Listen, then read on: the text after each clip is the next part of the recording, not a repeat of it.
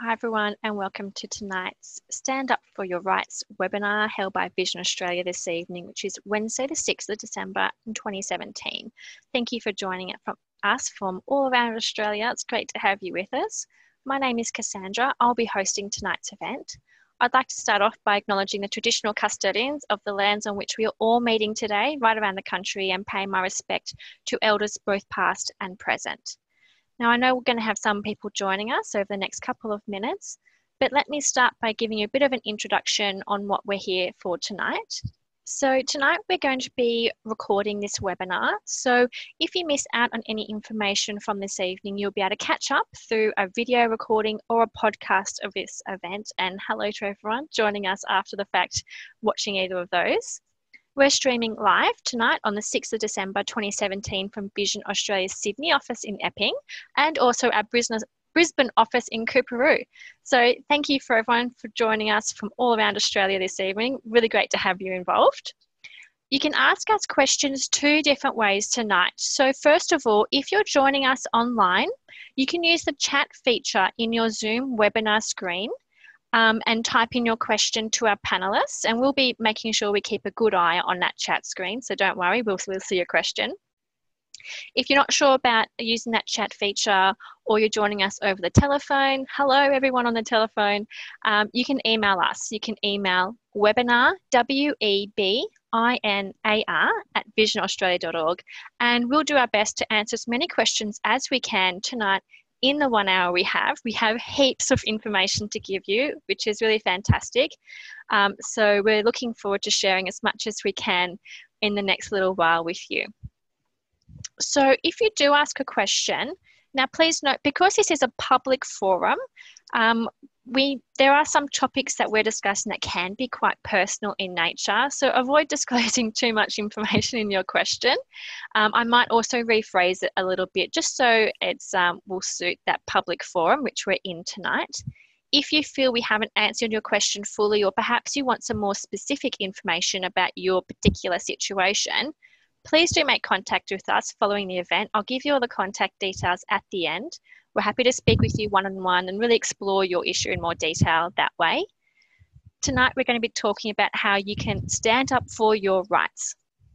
And Susan and Janet, our experts tonight, will be giving you tips and suggestions on what you can do. So it's really about understanding the most effective way to respond to a situation, which we know can be pretty challenging.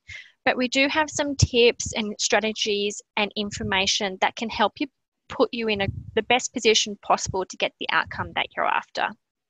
Now, our advocacy team do also work on issues that affect people who are blind or have low vision across the community, and we often refer to this as systemic advocacy, so right across the community. But tonight we won't be focusing too much on that aspect of our work. We really want to think about how individuals can take action to when they experience discrimination or a barrier as a result of their disability. So a big thank you to everyone who's just joined us. I'll just repeat how you can ask questions. We have two ways. You can use the chat feature if you're joining us online. The chat feature is in your Zoom window. Feel free to type in a question to us.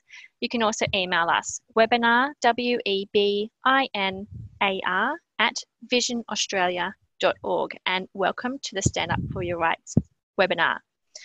So without further ado, let me introduce our two presenters. So first of all, we have Susan joining us from the Sydney office. Hello, Susan. Hello everybody, and hello Cass. It's really good to be here tonight, and thank you for coming and ensuring that we're not talking to ourselves. Always a bonus when we have people to talk to. And a big hello also to Janet Renew up in Brisbane. Thanks, Cass. Good evening, everybody, and welcome to the webinar. And we also have our friend Caitlin helping us out behind the scenes, making sure your questions are getting answered. So big thank you to Caitlin for helping us out.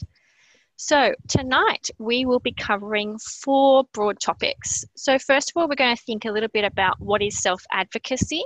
We use the phrase self-advocacy quite a bit, but we want to just make sure everyone's on the same page and know what we mean. Next, we're going to be talking about our top 7 self-advocacy skills. Then we're going to think about what you can do and let you know how you can get some more information or support. So first of all, we had some questions come in advance. And the first of those is, how do I know if I'm really experiencing discrimination or if I'm just being a bit oversensitive? So Jenna, what are we talking about when we say discrimination? Okay, Cass. Well, in the context of the webinar tonight, we would say that you're experiencing discrimination if you're being treated less favourably because of your disability than someone who doesn't have that disability.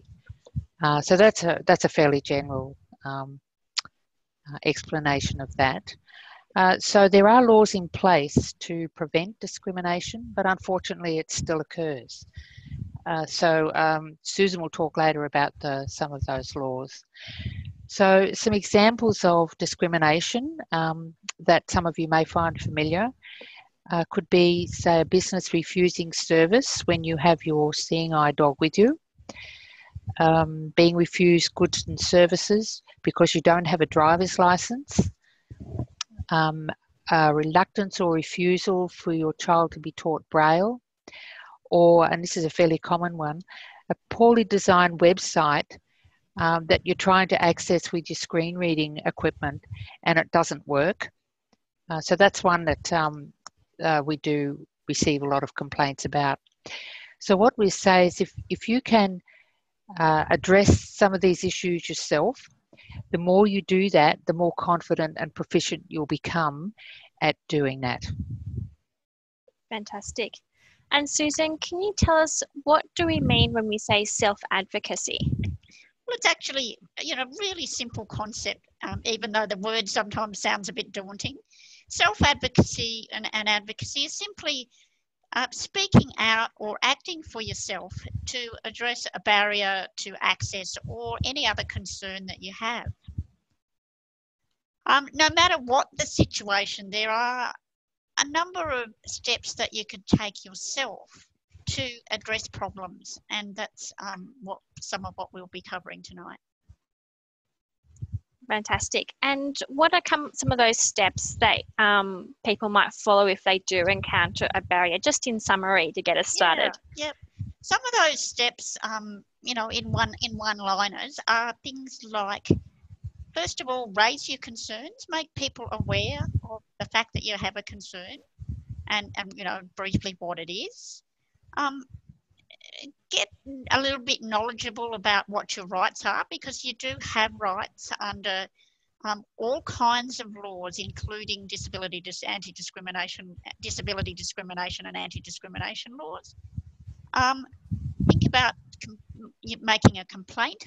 Sometimes raising concerns and making a complaint are the same thing, but they're not always the same thing.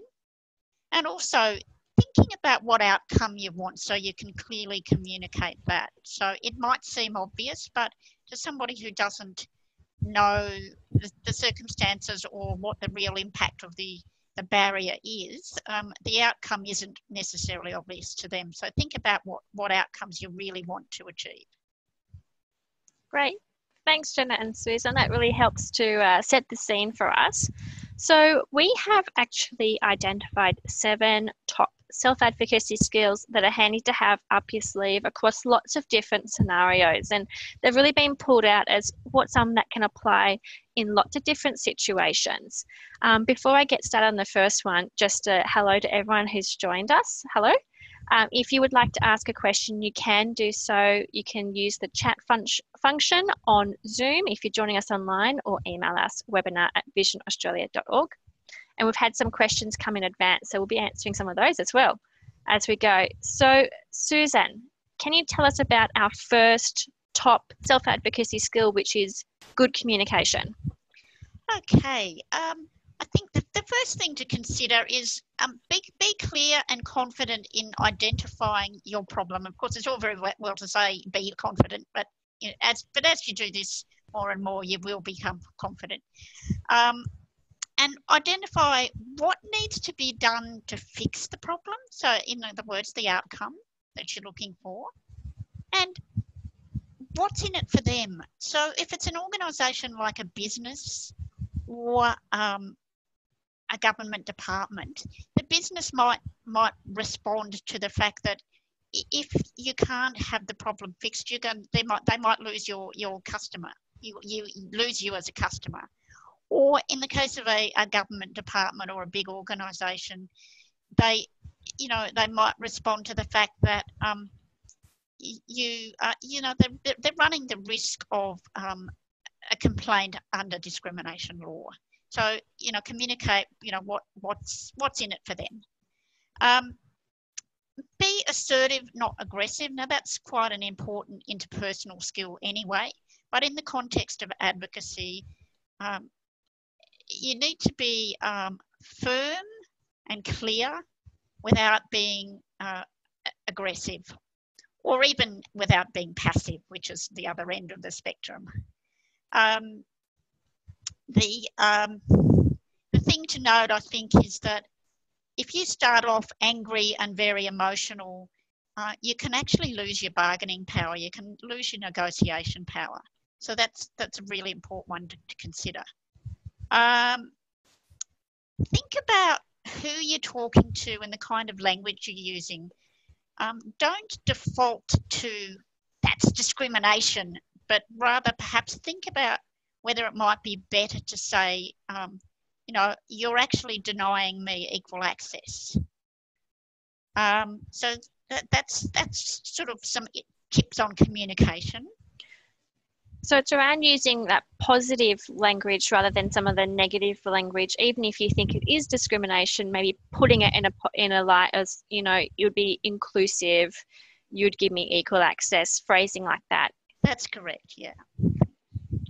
And then the next skill, so skill number 3, is tenacity and resilience. So can you tell us a little bit about that?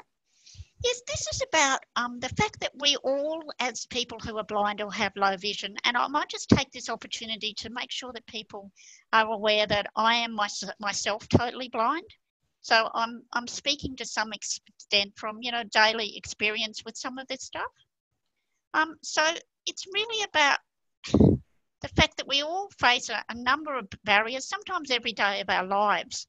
And we can't always be self-advocates or even advocates all the time. So if we're going to remain resilient and be able to address issues that are, really important to address, we need to think about 2 things. One of those is picking your battles. You can't fight every battle.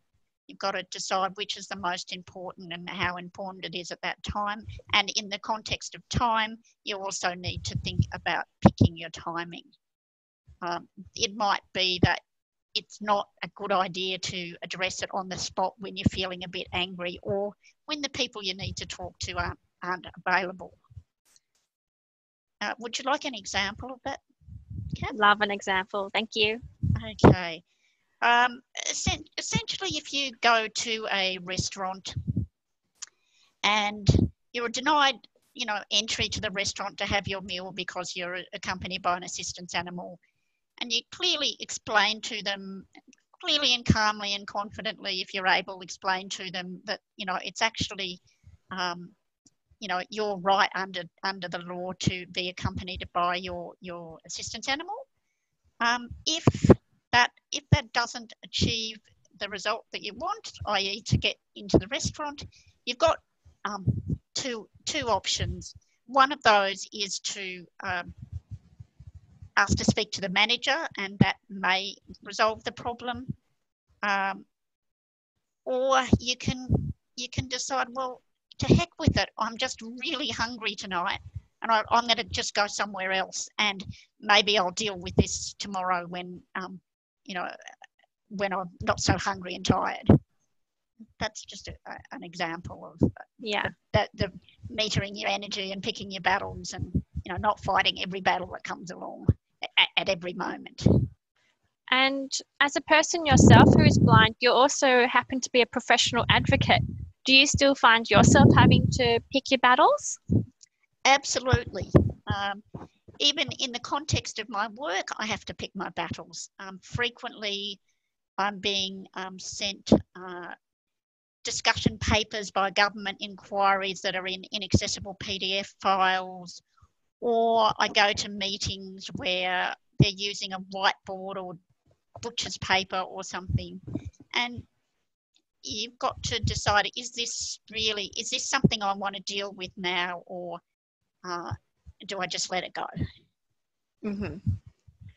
Well, it's good to know that even people who are professionals have to kind of ask those questions to themselves every now and again. And we had a question come through from a participant.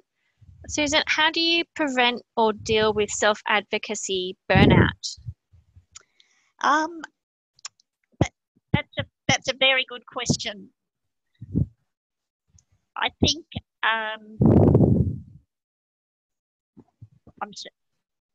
I'm sorry, I can hear the questions coming in with George, so that was why I was a little bit distracted. My apologies. That's okay. So how do we avoid burnout? I think one important thing is the concept of picking your battles and picking your timing, because you just can't fight every battle all the time, and that is critically important. The other thing I think that's important is kind of, a colleague of mine uses the expression vent, laugh and move on. And so that's about kind of getting it off your chest, having a bit of a laugh about how stupid it is, and moving on. And I think that's a really good philosophy. The other thing I think that's really important, and those of us who, like me, are blind and not only live in the skin all day, every day, but work in the area, have to consider, taking time out, just doing stuff that we really enjoy, that's just nothing to do with advocacy on barriers about blindness and low vision. So that's some of the thoughts that I'd have on that subject. Great. Thanks, Susan. I think it's really interesting to get your perspective as well. Janet, thinking about that seeing eye dog example that Susan just talked through, we had a question come through. It's a little bit different to that scenario. So do you have any thoughts on if a restaurant or cafe, while they haven't exactly refused you, they start steering you towards the outside seats or where you don't want to sit because of your dog guide? Any tips on what you could do there, or any suggestions? Well, once again, it's being firm and saying, no, I'm entitled to sit where I like when I have my dog with me. And yes, it is difficult when you're caught on the spot, but trying to be firm, show your handler's card, just not giving ground too easily or quickly. And if the person that's steering you in the wrong direction is a member of the wait staff, you can ask to speak to the manager or the supervisor, and you'll often find that at the next level up there'll be a total recognition of the fact that you are entitled to sit where you like. Great. And I'll just give everyone a reminder on how they can ask questions. There's just 2 ways to ask questions today. So I'm sorry for the person who popped their hand up in the webinar thing. Unfortunately, I'm not going to be able to get to their question that way today. There's 2 ways you can ask questions though, and we do encourage you to do so. So first of all, you could email us. So webinar, webinar @visionaustralia.org. So that's webinar @visionaustralia.org to send us an email. Or you can use the chat feature, which some people are already doing. Fantastic. Great to see your questions coming in. The chat feature is in your Zoom window. So if you're joining us online, you can navigate your way to the chat feature and just type in your question and it'll come straight through to us. Okay, so Janet, can you talk us through the importance of our next skill, which is being prepared, and our skill after that, which is taking notes? Yes, well, these two are linked, but yes, be prepared. Keep a record of dates, places, times that you had a discussion with somebody, their name if possible, the result of the conversation, if you reached an agreement, particularly dates and times, because if you decide later to take a matter to the Anti-Discrimination Commission, it's really useful to have that you can set out in a chronological order in your complaint, and it will carry more weight in there than a vague description of what happened without a date and a place and a time and the other people present. And have a means of note-taking, so a voice recorder, a computer, or a texture and paper. And just as a very basic example of being prepared, if you are going to ring a telco because you've got a problem with your phone and you have a home phone and a mobile, have it all together on the desk with you. Have your means of taking notes, because there's nothing worse than being there on your landline and hearing a ping on your mobile as the security code, etc., comes through and your mobile's in the next room. So just have a quick think before you take a step like that. If you're phoning to make a complaint, just have everything easily at hand for that. And we had a question come through. Is it ever wise to pull out your phone and start recording if you encounter, for example, a denial of access? What are your thoughts around that? Well, I wouldn't say that that's a good first step. It's a fairly aggressive approach, and we're saying it's best to try and approach people in a rational and reasonable and quiet manner first. So to pull out a phone and hold it up to their face, we don't think that's conducive to perhaps solving that particular issue at the time.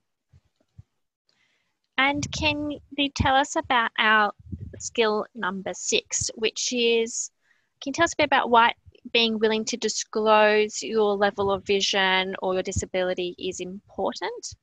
Well, this can help when you're looking for the outcome that you want, because it'll put some clarity into the problem that you're having, particularly if, say, you're addressing a web accessibility problem and you're going to email in an email of complaint. It's really useful if you can just briefly set out what your issue is, your vision issue, not in great medical detail, but just so that you can then say, and this is how it impacts on me when I'm trying to use or access your website, because you want it to go and be looked at by someone who will understand the actual issue that you're having, the problem, and perhaps the best way to address that. So that's important. And we had a question come through. Is it ever a good idea to disclose your disability in a workplace setting? Well, I'm taking that into context of the fact maybe that you have the job, your vision has suddenly deteriorated, and you will want some adjustments in the workplace. And if you want those adjustments or a change in your duties, you're going to have to disclose the reason why you're asking for that. And that's going to be a disclosure of your vision issue. But I was in preparing for this, I was interested that you don't need to disclose all your medical details. You can keep it relatively top line in your disclosure. Can you tell me a little bit about that? What do you mean top line? So you don't have to go into a lot of medical detail. No, definitely no. Because people won't understand that for a start. But you need to be clear about the impact that your issue has on your work and what you need to fix that and propose a solution. People like solutions, not problems, generally. And I mentioned just before we had our 7 top skills. So the last one is actually networking. So can you tell us a little bit about why networking might be important? Well, this is useful if you can contact other people who are blind or have low vision, see if they've experienced the same barrier or problem and what they did to try and address it, and if they were successful or not. And that's... that can be very useful. And there are lots of ways that you can find other people, for example, through Vision Australia. Mm-hmm. And Jenna, are you able to give us a bit of an example about perhaps having to disclose your vision to your colleagues at work so you can get information in an accessible format? Can you just give us a bit of an example so we can understand what you're going with in that one? Right, okay. Example might be if you've started a new job, the work meetings, you go along to the work meetings, but people are handed out notes in small print and you just can't access them. So you need to disclose the fact that you just can't read them. So you're either going to need say, a larger print, or have them emailed to you before the meeting so you can access them then. This may not work the first time, but just a gentle reminders. And this brings in some of the other skills.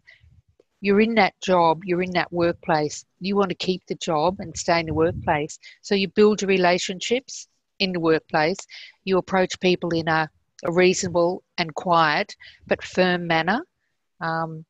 Firm, not aggressive. Assertive but not aggressive.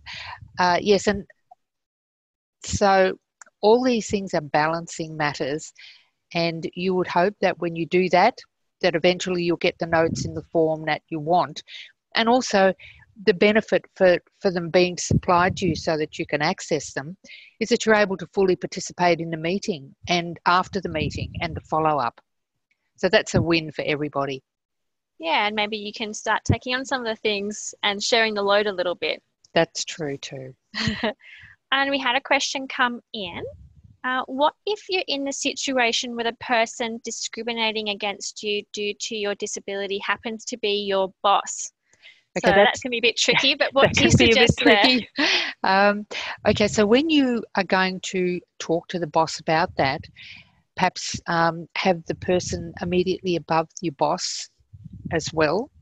And if that's unsuccessful, most or large workplaces will have an equity and diversity section, or there'll be a human resources section, and you can take your concerns and issues there.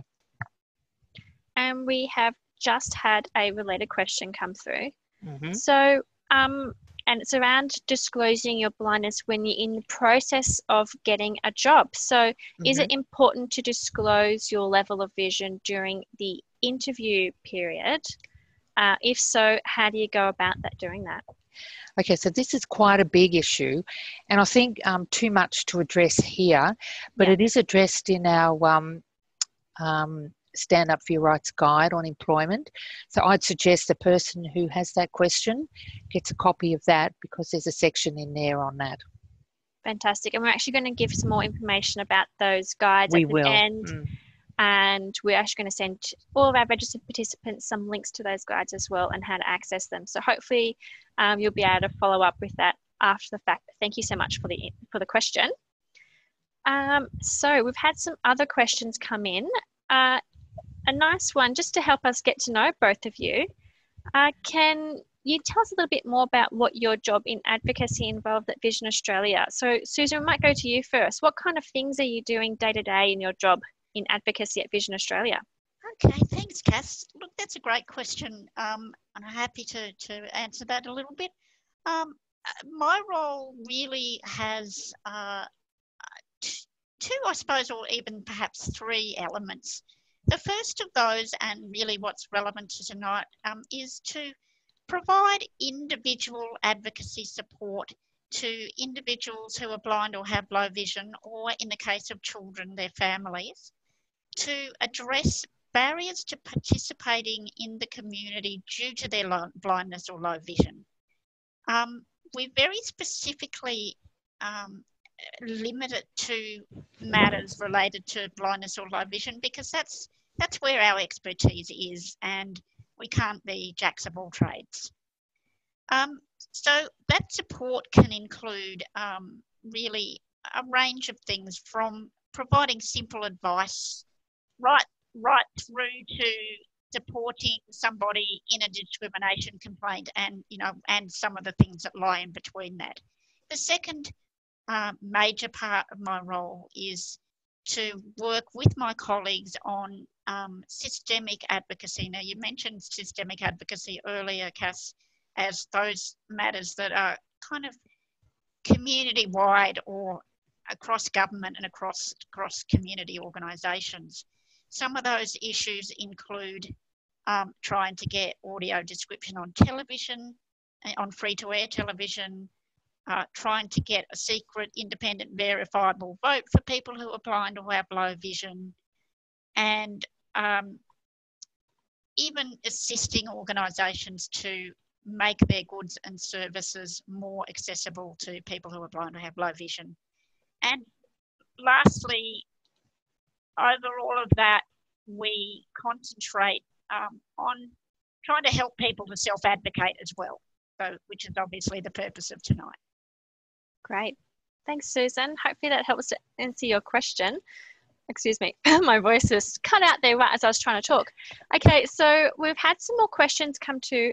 I'm going to get to them as soon as we can. But first of all, we've already talked about the 7 key skills, those self-advocacy skills that go across lots of different scenarios. So those skills, just to recap, are communication, being assertive, not aggressive, tenacity and resilience, being prepared, having a means of note-taking, being willing to disclose your level of vision or your disability, and networking. But there's also some legislation that's really good to know about that kind of sits behind a lot of these skills as well. So Susan, can you tell us a little bit about the relevant legislation it's good to know about? Sure. This is connected with the point that I made earlier about knowing your rights. So just to briefly outline, there are a number of pieces of anti-discrimination legislation around the country. There's one in every state nearly, and there is also additional legislation in some states specifically related to access with assistance animals. The piece of legislation that we at Vision Australia tend to rely on most of all is the Commonwealth Disability Discrimination Act, which people might recognise as the DDA. The DDA basically makes it unlawful to discriminate or makes it unlawful to treat somebody with a disability less favourably than somebody without the disability in a whole range of areas, including education, employment, transport, the provision of goods and services, and access to the administration of Commonwealth laws and programs. So there are a whole range of areas that it covers. It's important to note that this is one of the strategies that you can use in addressing, in self-advocating on barriers that you face. But it's also really important to note that you don't necessarily have to have tried to address the matter yourself. You actually do have the right to take your complaint directly to the Human Rights Commission under the DDA. But what we're talking about tonight is ways of helping you to, have a go yourself first, if that's what you'd like to do. And some of those laws are spelled out in a little bit more, especially around the travelling with your seeing eye dog in our Stand Up for Your Rights guides. So we're going to be talking about those a little bit later on. But one of the key things is a reasonable adjustment. So can you talk us through that concept of reasonable adjustments? Yes, Cass. The DDA, basically makes it, it gives you the right to equal access to all those areas I talked about. And in addition to that, it refers to this concept of reasonable adjustment, which is an organisation making adjustments if they can't make something directly accessible. This applies to a whole range of areas, such as employment and education, and even government goods and services. So reasonable adjustment, would you like some examples? Love some examples, thank you. So just got to find my place here. In the context of education, reasonable adjustment might be things like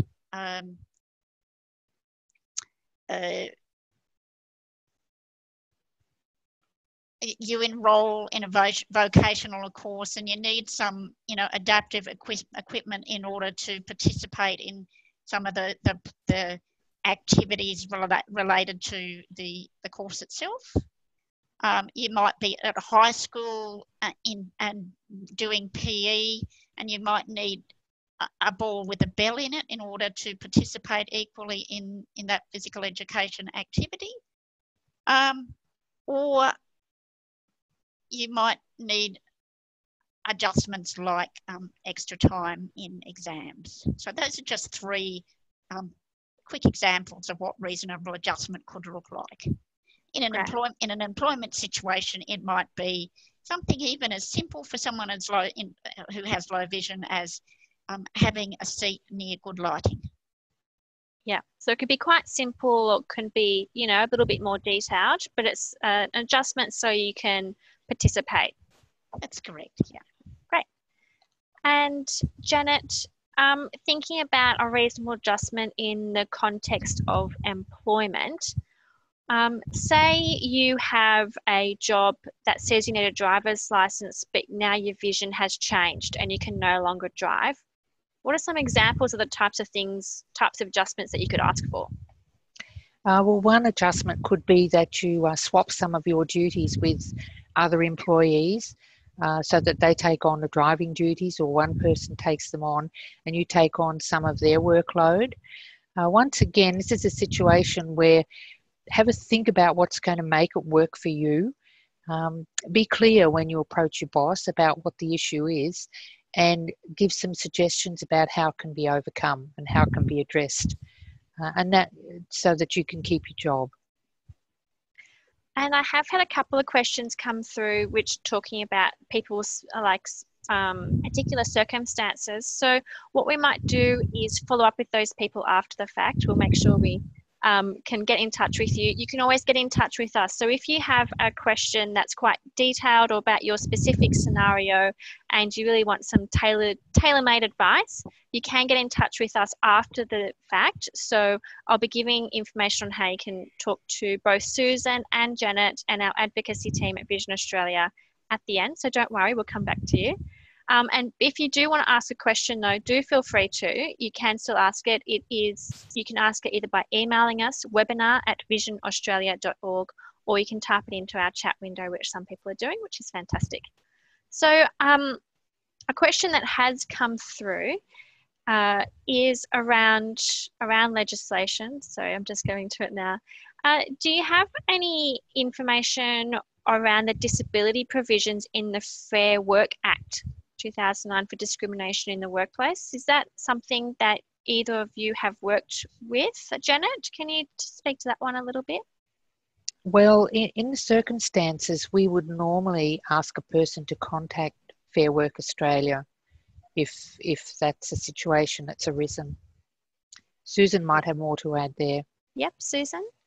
Yes, I think I'm not as knowledgeable of that area as I'd like to be, but one of the things that frequently we come across in our advocacy work at Vision Australia is that people are made redundant from a position. Well, not the people, the position they were in has been made redundant.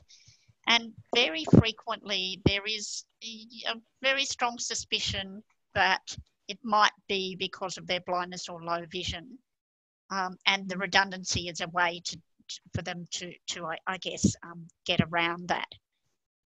There are provisions in the Fair Work Act that, as Janet said, you'd probably need to contact Fair Work Australia about specifically, but things related to time periods whereby if a position is made redundant, they can't advertise it, within a certain short period of time, because then that just does demonstrate that, in fact, that really the position wasn't redundant. So there are some other pieces of legislation like that do have some kind of relationship to disability discrimination, but it really does depend on your individual circumstances. Great. And thinking about some of the more laws or guidelines that might be in place, we've had a question around if you're unhappy with the staff member that you're dealing with who's a government staff member, for example, maybe the Centrelink or the National Disability Insurance Agency, NDIA, what can you do? Is there provisions or laws or guidelines in place to maybe ask for a different person that you can talk to if you don't feel comfortable dealing with one that's allocated? Susan, any tips on that situation? Yes, if it's a disability service provider in the traditional sense of that word, usually they do have some processes in place to, to take account of the fact that people don't always click with the service provider they're working with, and to allow them to enter into, a conversation with managers about whether or not they can change service providers. It may not always be possible, but it's certainly something you can ask for. As for whether the NDIA have anything in place in that area, I would imagine so, but I wouldn't like to swear to it. Again, we did do a webinar some time back, I think, Cass, on the NDIS. That's right, yep. And there is very likely some good information about the NDIS and its processes within that webinar. And of course, you can always contact your local Vision Australia team and have a chat with them about the NDIS if you're in a situation where you're interacting with it and not sure what to do next. They can always chat with our local Vision Australia teams. So we're having quite a few questions come through. We're going to get to as many as possible. But before we get to any more, I want to ask Jenna if you can tell us a little bit about making a complaint. So we've talked a bit about the self-advocacy skills, the legal framework that it all sits within. But if you decide that a complaint is the way to go, what do you need to consider prior to making it? Well, the first matter to consider is timing. Is it something that needs to be dealt with straight away or cannot wait a bit? That's important. And the next one is to identify who is the best person to talk to about that issue. So that could be the person that you're dealing with, or it could be a supervisor, a manager, a web designer. You have to work that out yourself. Who's going to be the person that would be most likely to be able to address your issue? And we would say to try your self-advocacy skills first. And I can give you an example of that if you'd like, Cass. That'd be great. Thank you. Okay, so if you have enrolled, say, in a university course, you go along to your lecture and the notes are provided in small print, and they're inaccessible to you.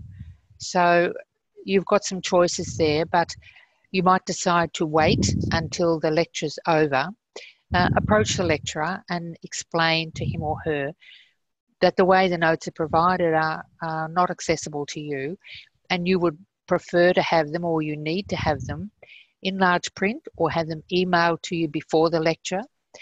So these are where a number of skills come in. Firstly is your timing. So you don't make a scene in the lecture theatre. You wait until there's just a lecturer left, or find him or her at their office. And you approach them in a reasonable manner, bearing in mind also that you need to foster a relationship here, because this is going to be a person that you're going to deal with for at least a year, possibly more. So start it off on a good basis. Don't be aggressive and rude. And then just explain exactly what you need. So, hopefully it will be addressed straight away. It was a bit like the workplace situation. You might just need keeping some gentle reminders, and also keep in mind that people aren't providing this information because they're mean or nasty or uncaring. They just have no idea of what it means to be blind or have low vision, the impact on you, and what can be done to address it. And some things like providing your notes or your lecture notes or your meeting notes in a larger print, that's not a difficult matter to solve, and also to email them to you before. Again, they're not difficult issues, and somebody can address them. If you find you don't have any success with your lecturer, once again, there'll be an equity and diversity section at the university, and probably approach them. So that's that would be a way to go there. And if it's still not resolved, you could take that complaint further. Well, you could. And again, going back to some of the earlier points, important to keep notes of the time, the date, what was said, if part of your problem was resolved but not all of it or none of it. So they're matters that you need to be clear about if you take the matter further. Mm-hmm. And we've had a question come in, which is a little bit similar, but maybe with that long-term relationship, perhaps, Right. that you might have with your university. So, in restaurants, what can you do if you cannot read the menu? Is there any things you can do? Perhaps it's your favourite restaurant you go to all the time. What might you do? Well, that one would be worthwhile, and this again was picking your battles. If that's your favourite restaurant and you go there quite often, you might ask them to provide a menu in larger print. You could also take, if it's a low vision issue, take your magnifier, a pocket magnifier with you, or you could ask them to put their menu on their website, and you could look at that menu before you even go to the restaurant. Again, if that's your favourite restaurant and you go there often, that one's worth addressing. And you'll probably find they'll be quite amenable to it. It probably just never occurred to them. And Susan, what do you think you should do? Here's a question that's come in. Okay. When you're given the wrong change, particularly when you're rushed or in a queue situation, so there's a bit of hubbub going on and you think you've been given the wrong change, what would you suggest? Well, that's an interesting one. There are, of course, a number of practical solutions to this. I'll just talk about some of those first. There is a device called Cash Test, which enables you to measure your notes and be able to identify them individually. So it has tactile markers on it to indicate the 5 and the 10 and the 20 and the 50. However, you may not feel comfortable standing in a queue of, with a queue of 10 or 15 people behind you doing that. I think one practical solution to that might be, look, I'm just not sure about this change. Would you mind if I just, ask the person beside me to double check it? That way it's highlighted to them that you're a bit suspicious without actually accusing them of giving you the wrong change, but you've actually said, look, I'm going to have somebody check this for me. That's one strategy that you could use. Some of these self-advocacy issues kind of cross over into, I guess, just basic life skill strategies as well. So some of it is about negotiating and advocating, and some of it is about that issue of networking can come in here as well, Cass, because sometimes it's worth checking in with other people who are blind or have low vision as to how they would handle that situation. But those are just some of my thoughts on how I might handle that situation. Yeah, fantastic. Thanks, Susan. And one of the things we want to talk about tonight is thinking about the outcome that you want to achieve and what a realistic outcome might be. So, Susan, can you tell us a little bit about that? And I know we had an interesting touchscreen kiosk example to think about when thinking about what are we advocating for, what's a realistic outcome that I'm trying to achieve. Thanks, Cass. It is an interesting one because it's not always as clear-cut as it might seem. Let's take the example of those awful situations where you go into a bank or used to be in Centrelink, or I think it might still be in Centrelink, where in order to get to a counter to get a staff member to serve you, you've got to interact with one of those touchscreen queuing systems, which you've got to touch somewhere on the screen, and it dispenses a ticket number that you can't read, and then when your ticket number comes up, there's a screen that shows you, what counter to go to, and you have no idea where that is, etc., etc. Well, I think we all probably could relate to what I'm saying. So you might put in either a DDA complaint or try and address it yourself directly with the organisation. What you need to think about are two things, I think. What is it you want to happen in order for you to be able to interact with that organisation, and what's actually reasonable and realistic? For example, it might be that your gut reaction is to demand that they remove those ticketing machines because they're inaccessible to you. But the rest of the public love them. So that's probably not realistic. But it is reasonable and realistic to say, look, you're not affording me equal access to these goods and services. I'd like to speak to you about making this system accessible or addressing the barriers that it presents to me in some other way.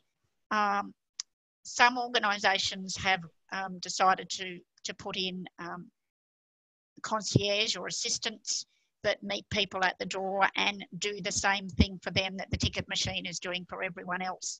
And you might be quite happy with that, or you might feel that really the organisation should be putting in an accessible one. That's a decision for you to make. But it is something you need to consider, well, what exactly do I want to achieve? The other element of this is that with some of these technology things, sometimes by the time you might finish your negotiations, technology may have moved on. So you need to be flexible enough to adjust what it is you're asking for as you go. And yes, and in that web accessibility guide, which you're going to come to in just a little bit, it also talked about what might suit you might not suit everyone. So having that in mind when advocating for a solution, that you don't necessarily have to know the solution, you just need to know there's a problem. That's right, and you need to be able to, as far as possible, articulate what the problem actually is. And this is a problem because I can't see enough to do X, Y, Z. Therefore, it's not affording me equal access. Great. And we have had another question come through.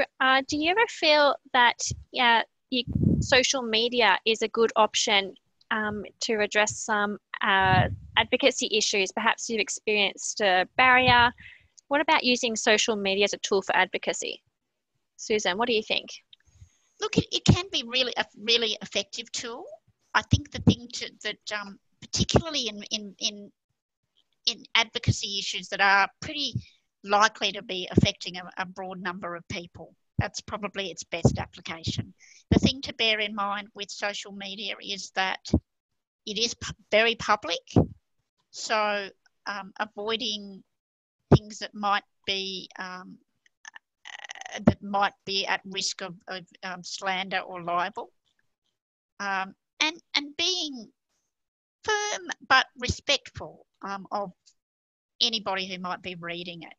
But it's other than that, it can be, because of its instantaneous nature, it can often be quite a useful tool in advocating for more system-wide barriers.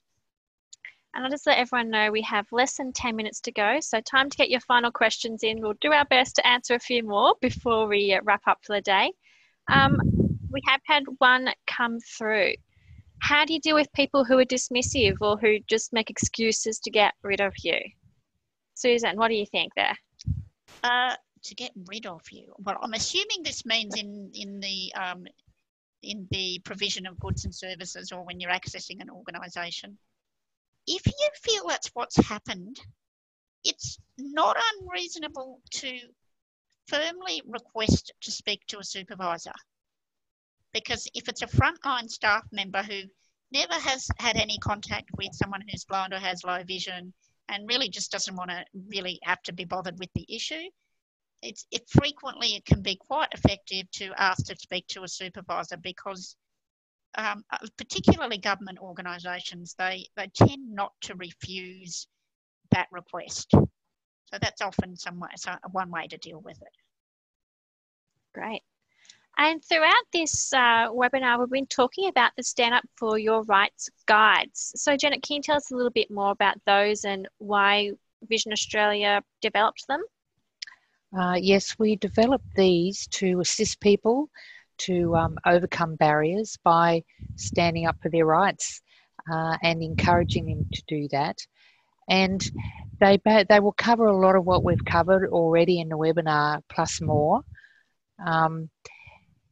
You need to, well, it just comes back to everything that we've talked about: the timing, who to approach, your communication skills, and all the other skills that we talked about this evening.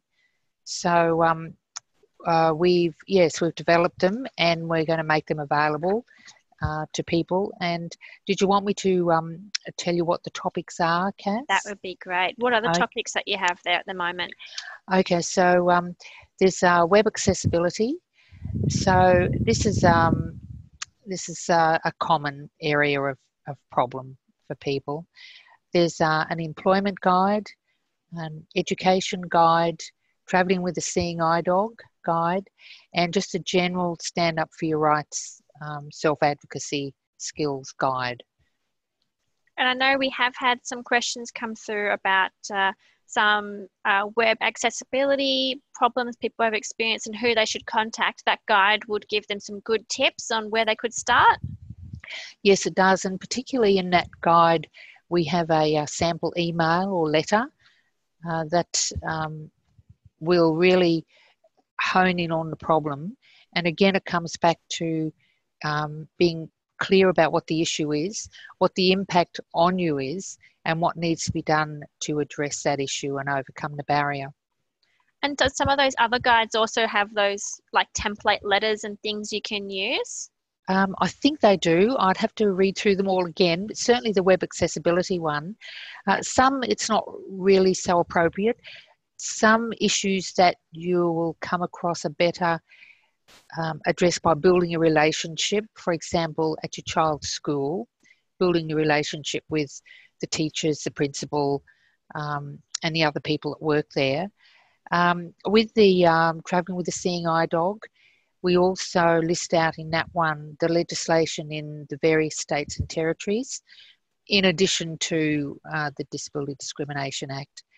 So they are more specific than what we've covered tonight, but a lot of what we have covered is in there in more detail.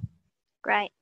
And talking about seeing eye dogs, can owners of private property that's rented through letting services such as stays or Airbnb, those kind of holiday rental places, can they refuse dog guides? No, they can't. No. And a follow-up question, can Uber refuse dog guides? No. And my understanding of Uber is that their drivers are trained and reminded regularly that they can't refuse assistance animals in their vehicles. Great. So hopefully that helps to answer those questions. Well, also with the regular taxi services, the training is there that the dogs can't be refused. So often it'll just come back to the individual driver. And again, that's a good place to make sure, as much as you can, to identify the driver who refuses to do that. So at the time that you called for the Uber or the taxi, where, so that can be identified back at the station, and that driver can be dealt with. Often it's just a matter of a re-education or a reminder, but it's always worth reporting those, because if they're unaddressed, that particular driver will keep on behaving in that way. Great. And those guides that you discussed, we're actually going to make those available to everyone who's registered in the webinar. We'll email you some links to them. You can also get them by contacting our advocacy team. So here's where I've said we're going to give you details about how to get in touch with advocacy team. Here's how you do it. You can email advocacy, ADVOCACY, at visionaustralia.org, and Vision Australia is all one word, so that's advocacy at visionaustralia.org. You can call the advocacy team on Vision Australia's 1300 number, which is 1300 847466, and ask for advocacy. Your local Vision Australia team can also get you in touch with the advocacy team, and they will be on our website as well. So we actually have time for one very final question. I've got 1 minute to go. Susan, we had a question come through. How can we build general awareness in our area in regional Australia to get the support we need for people who are blind or have low vision, so out in the community? How can we build some community awareness? What a great one to finish on. Look, if you're in a regional area, there are a number of things that you can think about doing. A lot of states have a statewide disability inclusion plan. That seems to be the kind of trend at the moment. And many of those statewide plans would encompass local government. So they have some obligations both at the state and the federal level about accessibility in general for people with disabilities. However, to go to the more specific question, some of the things I would think about doing is firstly see what sort of a network you can build up of people with disabilities in your local area, particularly people who are blind or have low vision. Get together, chat about all the various issues that you'd like to raise and talk about, prioritising them. Then think about contacting the local councils. Usually local councils have somebody they have all kinds of different titles, so I won't even try to go there. But essentially they have somebody, either some kind of access inclusion panel and somebody whose responsibility is to address the needs of people with disabilities and people who are aged in the community. So that's a good contact always to have. If you've started to try and address an issue that you're not getting a lot of traction on, one other option, particularly in local areas, your local paper might well be interested in taking it up and highlighting it for you. So that's just a few quick tips on how you might do that. And if you're in an area where, Vision Australia has an office, sometimes we also can assist you with getting in touch with the right contacts in a regional area. Great. Thanks, Susan. And thank you for that question. I think that was a great one to finish on. Raising general awareness is fantastic. So let's just finish with a summary of the support that Vision Australia can provide. So we can provide assistance with general questions about advocacy, assistance with applications to the Anti-Discrimination Commission, which we mentioned a little bit earlier, assistance with drafting a letter or email complaint. So perhaps you do want to go down that path, but you're not quite sure how to word it. That's a good point of contact for you. They can even attend an anti-discrimination hearing to provide support. And of course, forward the Stand Up for Your Rights guides to you in a format that works for you, which is fantastic. They also have other resources that are available and are quite knowledgeable, as you can see tonight. So they are a great point of contact. Particularly for those people, I'm very sorry we didn't get to your question or we weren't able to answer it tonight in the context of this webinar. Do feel free to get in touch. You can contact the advocacy team at Vision Australia on advocacy@visionaustralia.org. So emailing them, you can call the 1300 847466 number and ask for advocacy, or as you said, contact your local Vision Australia team and they can put you in touch. So a big thank you to Susan and Janet for sharing your expertise tonight. Really fantastic to hear from you, hearing those tips and strategies and things that you have found have worked for you. So really wonderful to have you on board tonight.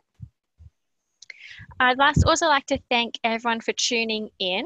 Really great to have all your questions. I'm sorry we couldn't get to every single one of them, but it was wonderful to see them coming in. So really big thank you to everyone for tuning in and adding such great questions to the conversation. And of course for Caitlin behind the scenes for helping get it all happening smoothly for us tonight.